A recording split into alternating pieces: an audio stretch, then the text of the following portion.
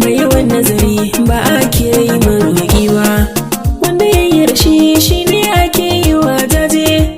In kana da rabo wanda gaban ka sai ka je, duka mai haƙuri ba ka kira shi dolo ba, wanda za shi gari ba ya ƙi san kwatance ba. Tafiya ta tafi na kuke mazan fama, a cika ta gwani a san sha fagen nema. A hakan sai ka ga an yi maɗan ba, don kuma ilimi ya zarce jahili duba. Tafiya ta kafa dole jira falke, wanda ya kajiri ko ba shi sassaƙen marke. Magishi na ruwa ba za ya zarce rafi ba, bi faɗa da kare ba za ya turu kura ba. A gudu da rashin sata zarar dalilance, da saboda gara domin nufar guda ɗaice. Toka ta kara ba ta kai ta yi tace ba, duk yawa na faɗan ka ba kai da masoyi ba.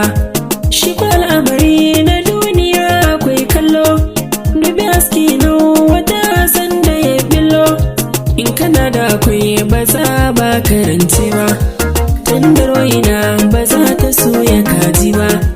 Wanda yake da shi aka yi wa rashi, ko da magana za a yi a masa mai taushi. Shi hali da kama ido ba za ya gano ba, da yanzu da su ake ado kuyo duba. Rayuwar mutum zai ta zama abin tsoro, bangare na mawaka wanda ka sauraro.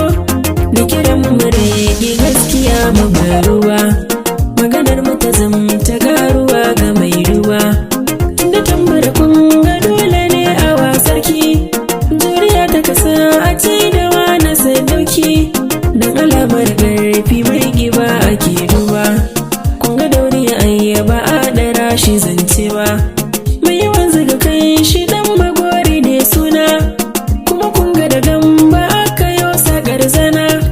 Na ga auren wasu bai in ba da laifi ba, haka al'adar ta zo wasu suke duba. Tafiya da gwani na shaida ya akwai daɗi, sirri na gida cikin ta ya akwai gardi.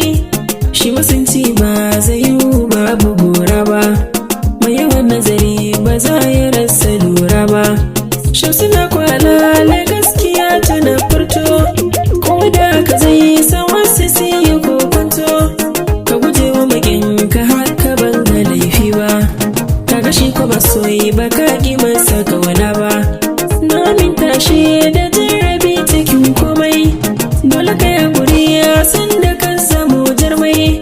Lokacin maki zai zo sha'an masoyinka, raba da ka tsare makar da miyo girka.